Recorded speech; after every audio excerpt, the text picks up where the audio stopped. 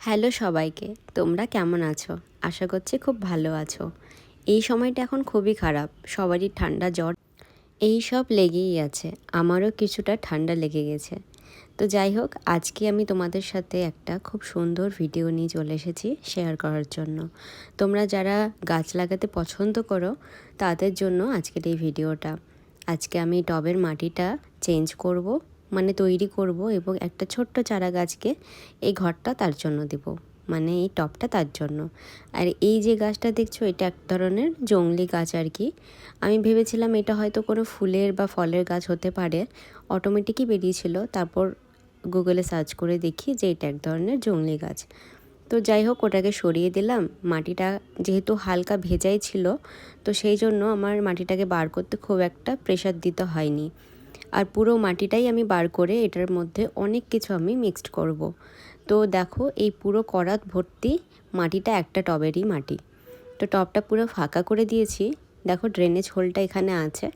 ওইখানে একটা আমি পোড়ামাটির একটা টুকরো রেখে দিলাম, কিছু প্রদীপ ভাঙা পোড়ামাটির টুকরো কিছু নিচের দিকে সাজিয়ে দিলাম। দেন আমি দিয়ে দিচ্ছি, এটা হচ্ছে শুকনো নিম পাতা। এটা কোনো কাজে লাগে না, তো আমি এটাকে টবের নিচে রাখার জন্যই আমি রেখে দিয়েছিলাম। দেন 2 মুঠো মতো আমি মাটিটা নিলাম, তারপর কিছুটা বালি দিলাম। দেন আমি কোকোপিট দিলাম, যেটাকে আমি জলে ভিজিয়ে রেখেছিলাম। তারপর আবার কিছুটা মাটি দিলাম। দেন এখানে দিচ্ছি আমি শুকনো গোবর, হাত দিয়ে ভেঙে দিচ্ছি, বেশি দিনই অল্প করেই দিয়েছি।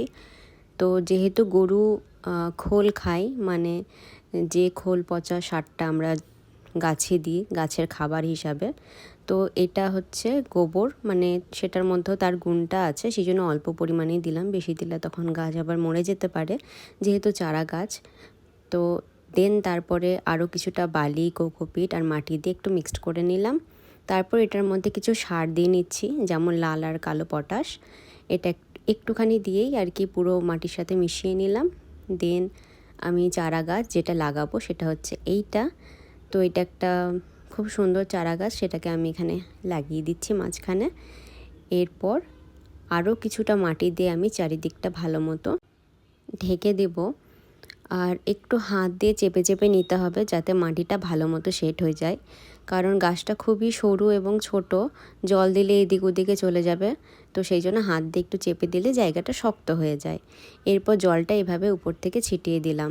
গাছটা কিছুটা বড় হয়ে যাওয়ার পর আবার আমি কিন্তু সার মাটি ইউজ করব। বাই সবাইকে।